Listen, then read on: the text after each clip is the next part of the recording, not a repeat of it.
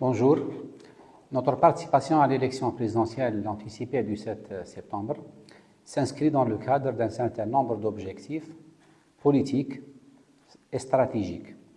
On s'est lancé au nom d'un groupe de partis, le groupe des partis de la stabilité et des réformes, qui est composé actuellement de 7 partis et qui est appelé bien sûr à s'élargir très prochainement. Pour les objectifs, le premier objectif, c'est la réhabilitation du politique. Depuis quelques années, on remarque qu'il y a une grande fermeture politique, une fermeture médiatique aussi, qui n'a pas servi, j'allais dire, les intérêts suprêmes de la nation. Donc nous avons voulu profiter de l'occasion des élections présidentielles pour créer un nouveau rapport de force, pour permettre aux partis politiques de reprendre d'activité et de réhabiliter le politique. Réhabiliter le politique pour nous, ce n'est pas réhabiliter nos relations ou bien nos intérêts en tant que parti politique avec les autorités en place, mais réhabiliter le politique pour nous, il a des objectifs stratégiques, notamment un objectif citoyen, parce que le citoyen algérien que nous rencontrons dans nos différentes rencontres et déplacements dans les différentes wilayas du pays, c'est un citoyen qui est pratiquement laissé et livré à lui-même. Donc il faut que les partis politiques reprennent leur rôle en tant que corps intermédiaire et jouer cette liaison entre les préoccupations des citoyens et entre les autorités publiques. Deuxième objectif de la réhabilitation du politique est un objectif institutionnel. Si on ne permet pas aux partis politiques de travailler, de former, de ventiler leur cadre politique, nous allons se trouver avec une situation où les différentes institutions de l'État ne seront pas dotées de cadres politiques capables de gérer convenablement la chose publique. Et le dernier objectif de la réhabilitation du politique est un objectif sécuritaire. Si on échoue, nous, en tant que classe politique, comme l'a été le cas en 90, ou bien même dans les années 2018 et 2019, nous allons alourdir les tâches et les missions des autres institutions sensibles, notamment l'institution militaire, et ceci n'est pas dans l'intérêt ni de cette institution-là, ni de la stabilité institutionnelle en général. Deuxième objectif de notre candidature, c'est de relancer le courant auquel nous appartenons en tant que parti politique, c'est le courant démocratique, républicain, voire même le courant laïque. C'est un courant qui a sa place dans la société, mais qui malheureusement, dans les dernières années, s'est vu un peu, qu'il a pris un peu de recul, et ce qui a permis au courant islamo-conservateur d'avancer sur la scène politique et peut-être même d'influencer négativement les grandes orientations politiques et diplomatiques du pays.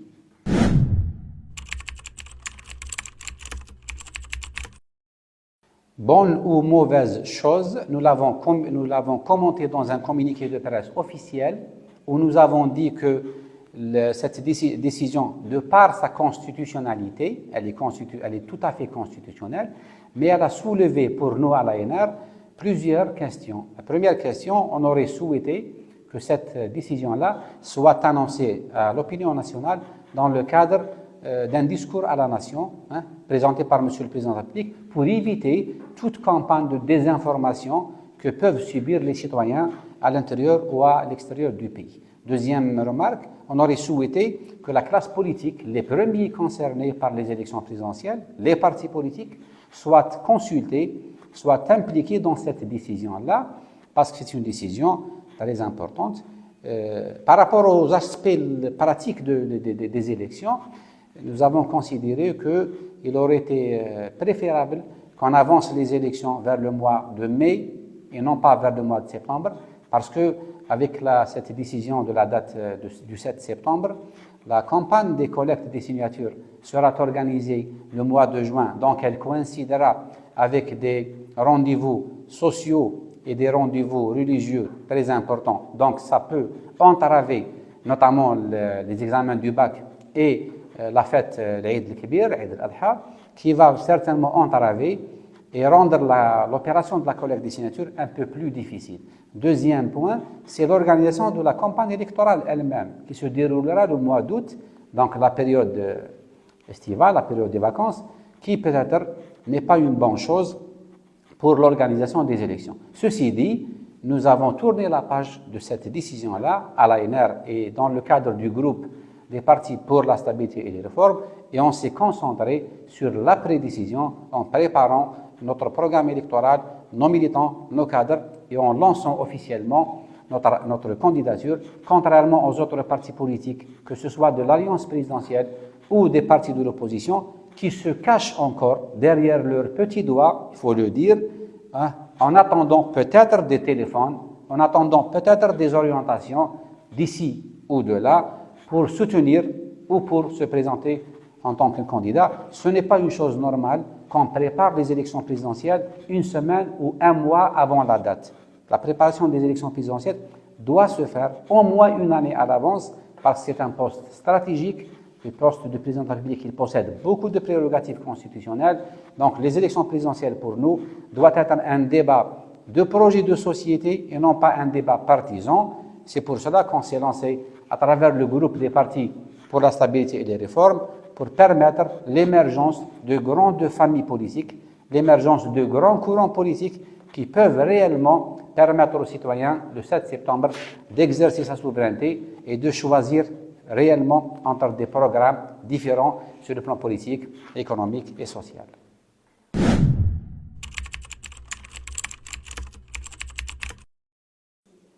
Absolument pas, parce qu'en tant que parti politique, nous avons le libre choix de soutenir n'importe quel candidat, à condition de mettre ce soutien-là sous la bannière de la légitimité populaire et de la souveraineté populaire.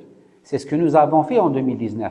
Quand le peuple s'est soulevé, la première semaine du Hirak, nous avons publié à l'ANR, peu de gens et peu de journalistes malheureusement le disent, nous avons publié un communiqué de presse en demandant à notre candidat à l'époque de retirer sa candidature et de se soumettre à la volonté populaire, ce qu'il a fait. Pourquoi ne vous posez pas la question, pourquoi l'ancien président Abdelaziz Bouteflika n'a pas voulu se maintenir au pouvoir malgré la pression populaire? Il aurait pu faire comme le président syrien, il aurait pu faire comme le président tunisien, comme le président yéménite, et pousser le pays vers une guerre civile et vers l'écoulement du sang. Parce qu'il avait la sagesse qu'il faut, et nous, en tant que soutien, on était sages, on a demandé à notre président, notre candidat, de se retirer et d'annuler les élections du 18 avril ou bien le 19 avril, je ne me souviens plus, parce qu'on a considéré que les conditions du maintien des élections, même avec le retrait du 5e mandat, n'étaient pas propices. Et donc, on a proposé des mécanismes politiques, et c'était ça notre rôle en tant que parti politique, de faire la lecture juste des revendications des citoyens et non pas de jouer et de surfer sur la vague des préoccupations des citoyens, pour des intérêts partisans. Donc, après avoir présenté la démission du président le 2 avril, nous avons proposé une conférence nationale de dialogue qui était le seul moyen capable de réaliser réellement les préoccupations légitimes des citoyens dans le Hirak. Qui était quoi? Qui étaient des revendications légitimes et consensuelles, notamment la souveraineté populaire, qui devait s'exercer à travers les urnes et non pas à travers la rue, et bien sûr la lutte contre la corruption. Et pour cela, il fallait faire un dialogue national pour mettre en place une nouvelle autorité d'organisation des élections, pour éviter que les élections s'organisent par le ministère de l'Intérieur, amender la loi électorale pour dépasser les petites lacunes de la fraude et se mettre d'accord tous en tant qu'Algériens à l'époque sur une nouvelle date de l'organisation des élections présidentielles. Donc la position de l'ANR à l'époque était une position sage, une position responsable et une position qui apportait réellement des solutions pour permettre aux citoyens d'exercer leur souveraineté et non pas une position qui a poussé malheureusement, il faut le dire, le Hirak vers l'extrémisme, ce qui a causé, j'allais dire, la perte de cet élan démocratique. Cet élan démocratique du Hirak, nous l'avons perdu parce qu'il n'y a pas eu de la sagesse, il n'y a eu que des positions extrémistes de la part du pouvoir et de la part des gens que j'appelle les gens qui se sont autoproclamés leaders du Hirak, les pseudo-démocrates et les pseudo-révolutionnaires.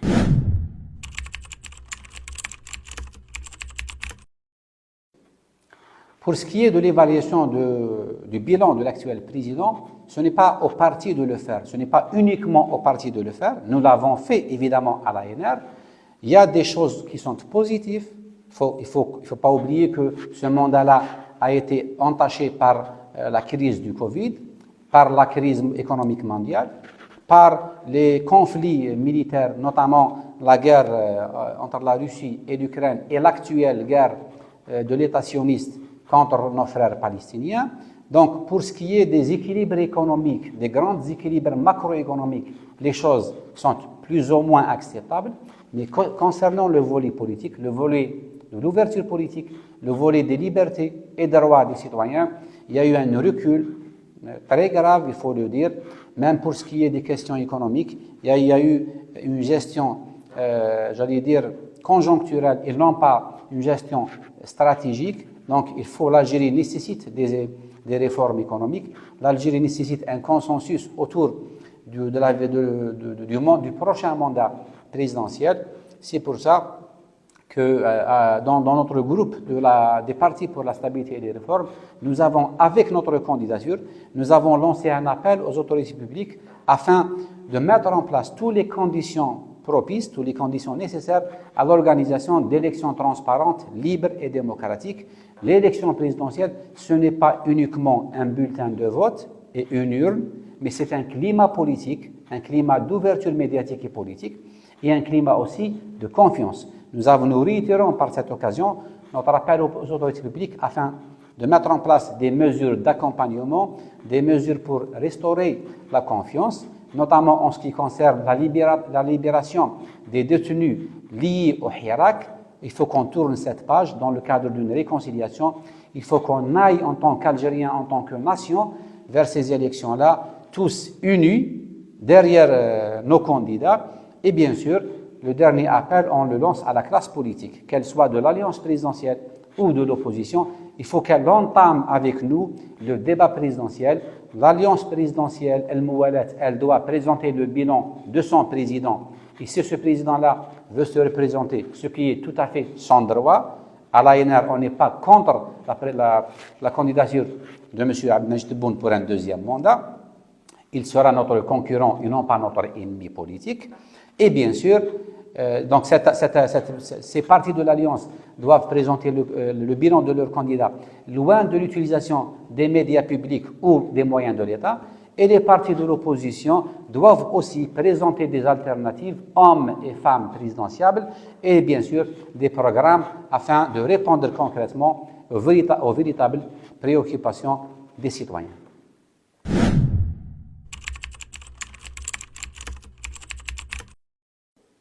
Alors, à l'ANR et dans le groupe des partis pour la stabilité et les réformes, et même depuis 2019, depuis les événements du Hirak, on a préféré d'utiliser le mot mutation et non pas transition.